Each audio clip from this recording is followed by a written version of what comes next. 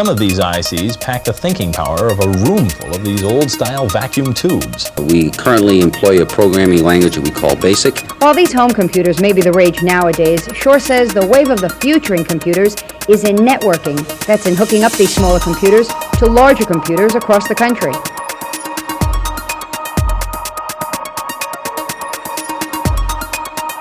Computers are part of everyday life for most Americans. And here at News Channel 13, we use computers to use weather models that will help us predict what's going to happen in the future. But computers weren't always this way. Here's a story from 1978 when computers started to shrink. Here's Chris Bruner. In some way, we are all familiar with or have used some kind of computer. Hand calculators are nothing more than small computers that can conveniently help figure your taxes. Businesses have discovered that computers can help them handle payrolls and billing procedures without a lot of maddening paperwork. And giant corporations and governmental agencies would collapse under an avalanche of numbers without one of these electronic behemoths. An army of accountants could never do the necessary paperwork to get you, say, your monthly phone bill. The computer business sells billions of dollars worth of hardware each year. And now the inventors and marketing experts are aiming at the home with inexpensive mini computers. What has made this revolution in small portable computers possible is this tiny piece of plastic, metal, and silicone. It's called an integrated circuit, or IC for short. Some of these ICs pack the thinking power of a room full of these old-style vacuum tubes. The variety of available mini computers has spawned such retail outlets as Microsystems Store on Osborne Road in Albany. Microsystems has been selling mini computers for nearly 2 years. Many are for small businesses. But one unit, which sells for about $1,200, can keep track of your checkbook, people's birthdays, and recipes. Charles Olds says they're not that tough to operate either. Someone with average intelligence use one of these things. Oh, absolutely. We currently employ a programming language that we call BASIC. Its attributes, it is verb-oriented, like you say such things to it as put, call, go to, load, run, list, normal communication types of commands. And it'll accept these commands, go off and execute them. For computer buffs, there are a wide assortment of publications to keep you posted on the latest gadgets and programs. And if you get tired of doing practical things, home computers can draw delightfully useless patterns on your own TV set. Chris Bruner, Newswatch 13 in Albany. And kids started to use them in the classroom as well. And there was research on how to best do that. Here's Benita Zahn from 1982. These 30 kids from across the Capital District have willingly given up 2 weeks of playtime for a chance to work with computers. Now, what does your A loop do? Tracks the line. This is not an ordinary group of middle school-aged youngsters.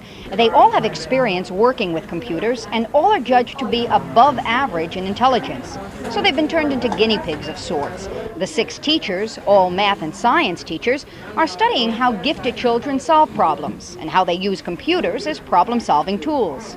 For the children, I think it's to give them, as I said, the kind of special experiences that we haven't been able to provide in the schools as much as we'd like. You learn new stuff that you didn't know before, and it's easier to learn in groups.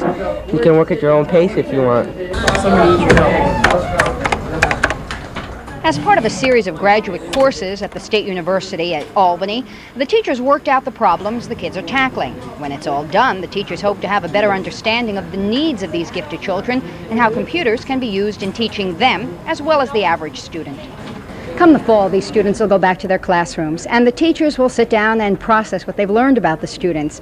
One thing's already clear. Despite the brilliance of these youngsters, they're still human beings, and that's very comforting for the very human teachers. Ron, what do you think you're going to be when you grow up?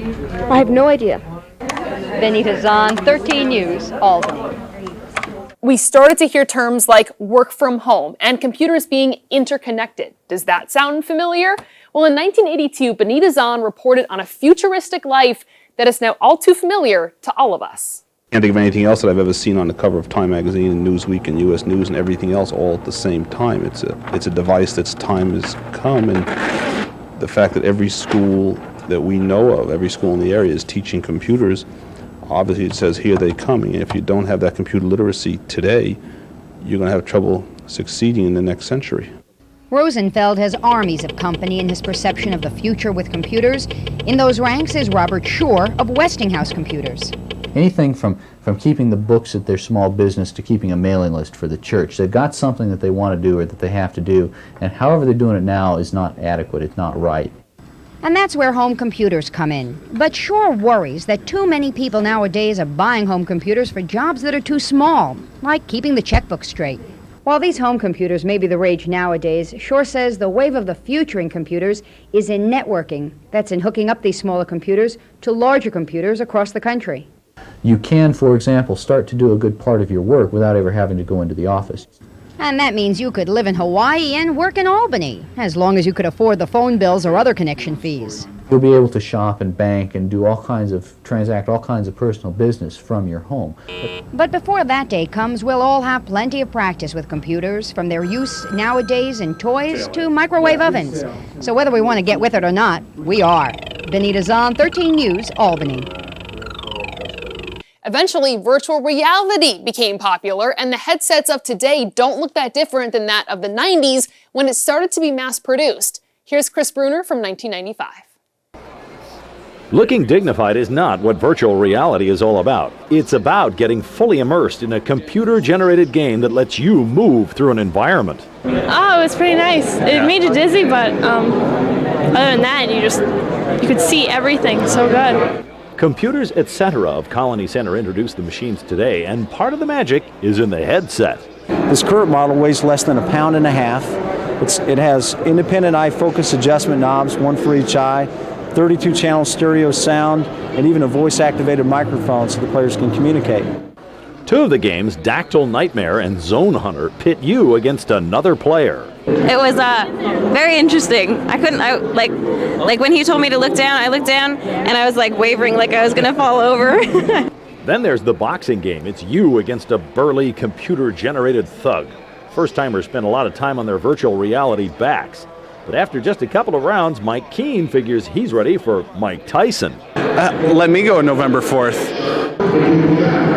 The downside about all this is that while you're immersed in your own little reality, the rest of the world sees some pretty silly behavior. Virtual reality costs $5 a round, and it's called virtual reality for a reason. Could use a Dramamine right about now? Yeah, I could use someone to lean on. I'm going to fall over. Chris Bruner, News Channel 13 at Colony Center.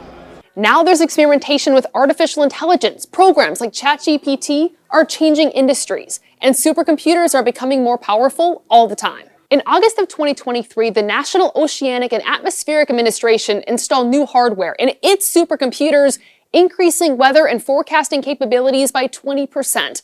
I look forward to watching this story back 10 years from now and laughing at how far we've come. For now, opening Newswell 13, I'm Rachel Teedy.